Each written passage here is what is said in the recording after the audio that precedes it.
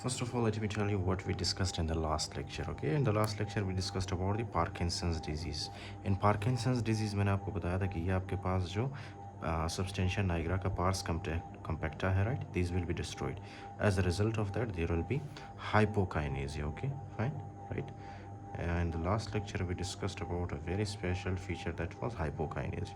Now we will discuss about the hyperkinesia. Okay, as a कौन सा disease है which will lead to the hyperkinesia, right? Okay, now listen one thing.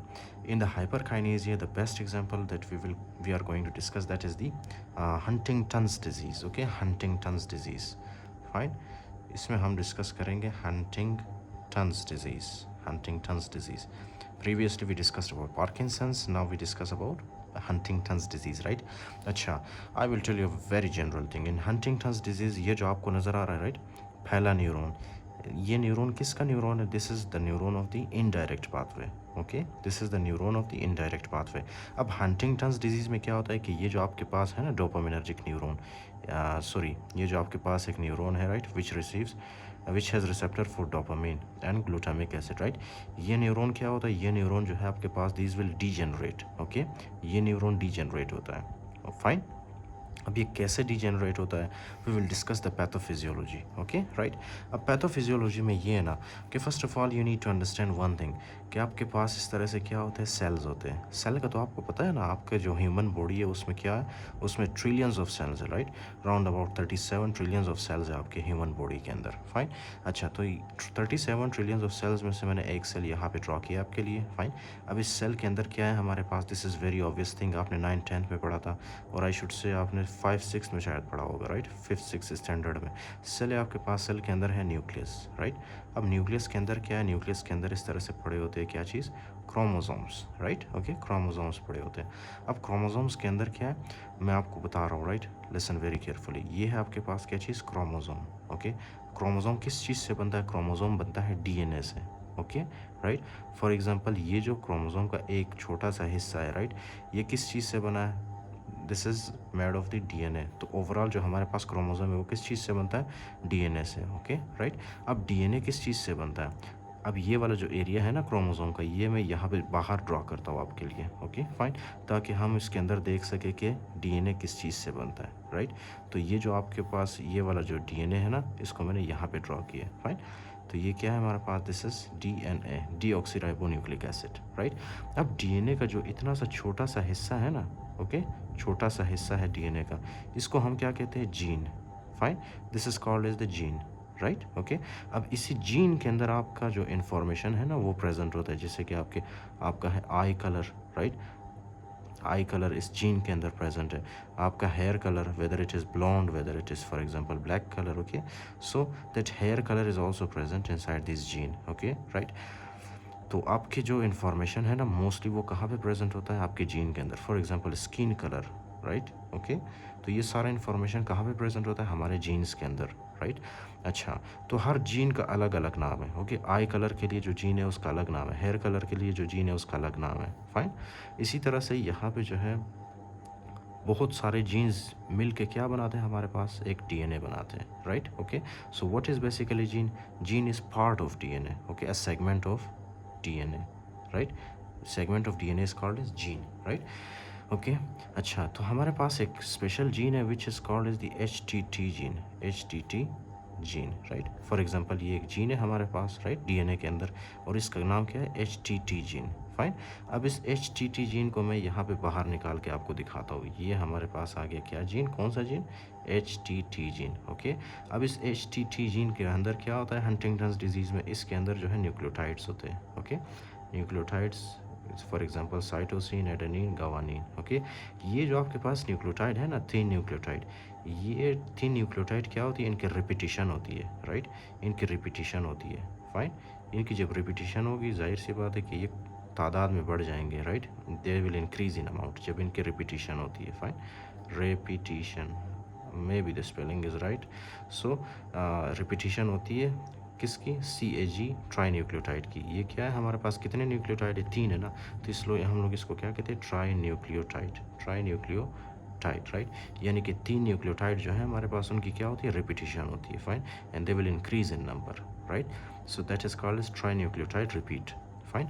तो हमारे पास Huntington's disease में क्या होता है, trinucleotide repeat in which gene, in the HTT gene. Fine, okay, HTT gene के अंदर होता है। अब जीन क्या है, जीन कहाँ पे प्रेजेंट होता है, gene is a segment of DNA, DNA is a segment of the chromosome, chromosome is present inside the nucleus, nucleus is present inside the cell, right. अच्छा, तो आपके पास ये जो आपके पास ट्राई न्यूक्लियोटाइड रिपीट हुआ है ना, CAG, फाइन, यहाँ पे बहुत ज़्यादा CAG बनते हैं, CAG, राइट, CAG, फाइन। तो ये जो CAG है ना, ये एट द एंड ये सारे मिलके क्या बनाते हैं, एक एबनॉर्मल प्रोटीन बनाते हैं, abnormal protein, right, abnormal protein, fine. For example ये है आपके पास वो abnormal protein, this is very dangerous protein now, okay, now these protein, okay, these protein can come, okay, and destroy these neuron here, okay, in the indirect pathway. These can come and destroy these protein which is present in the indirect pathway, fine। जब ये protein destroy होगा, ये protein क्या होगा, destroy होगा, fine. अब normally ये protein क्या रिलीज़ कर रहा था, गाबा रिलीज़ कर रहा था, right.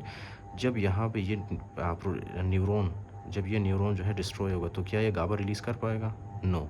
So there will be very less GABA और no GABA, okay, in the globus pallidus externa. जब यहाँ पे गाबा नहीं होगा तो क्या ये न्यूरॉन इनहिबिट होगा, नहीं होगा, जिसकी वजह से ये जो न्यूरॉन है ना आपके पास, इसकी एक्टिविटी क्या होती है, इसकी एक्टिविटी होती है इंक्रीज, राइट, ओके, इस न्यूरॉन की एक्टिविटी होती है increase, right. And these neuron जब इसकी एक्टिविटी इंक्रीज होती है ना, so these will release a lot of GABA here, okay, right. ये क्या रिलीज करेगा यहाँ पे, these will release a lot of GABA, right.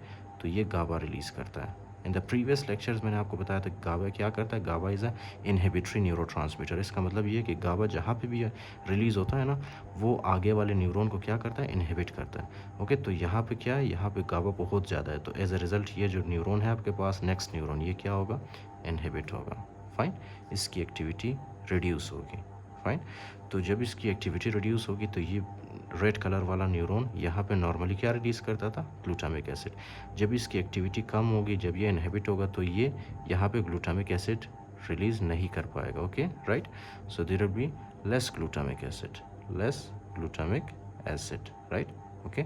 अब ग्लूटामिक एसिड नॉर्मली क्या करता था, इस न्यूरॉन को इनहिबिट करता था, लेकिन जब ग्लूटामिक एसिड ही नहीं होगा तो ये वाला न्यूरॉन स्टिमुलेट नहीं होगा, राइट। जब ये न्यूरॉन स्टिमुलेट नहीं होगा तो क्या ये न्यूरॉन यहाँ पे गाबा रिलीज़ करेगा, नहीं करेगा, okay. There will be no GABA, okay, और there will be reduced GABA, right, okay. और गाबा क्या करता है, नेक्स्ट न्यूरॉन को इनहिबिट करता है, लेकिन जब गाबा नहीं होगा तो जाहिर सी बात है नेक्स्ट न्यूरॉन इनहिबिट नहीं होगा, जिसकी वजह से ये जो न्यूरॉन है ना आपके पास, इसकी एक्टिविटी इंक्रीज़ होती है, फाइन, इसकी एक्टिविटी क्या होती है, इंक्रीज़ होती है, ओके। जब इसकी एक्टिविटी इंक्रीज़ होगी तो these will release a lot of glutamic acid in the cerebral cortex, okay. Glutamic acid release करेगा ये, और ग्लूटामिक एसिड क्या करेगा, एबनॉर्मल मूवमेंट काज करेगा in the patient, abnormal movement, okay, fine, abnormal movement, right. अब ये एबनॉर्मल मूवमेंट कैसे cause करता है, कितने टाइप्स के होते हैं, fine, we will discuss that in the book. अच्छा, फॉर एग्जांपल एक तो हंटिंगटन्स डिजीज़ है हमारे पास, जिसमें क्या है, ये वाला जो हमारे पास है neuron, these will become damaged, okay. किस वजह से डैमेज्ड होता है, I explain for you, okay. इसमें क्या इन्वॉल्व होता है हंटिंगटन्स डिजीज़ में, हंटिंगटन्स डिजीज़ में हमारे पास HTT जीन होता है, राइट, जिसके अंदर क्या होता है, जिसके अंदर जो है ट्राई न्यूक्लियोटाइड रिपीट होता है, और वो ट्राई न्यूक्लियोटाइड कौन से, CAG, okay, right, cytosine, adenine, guanine.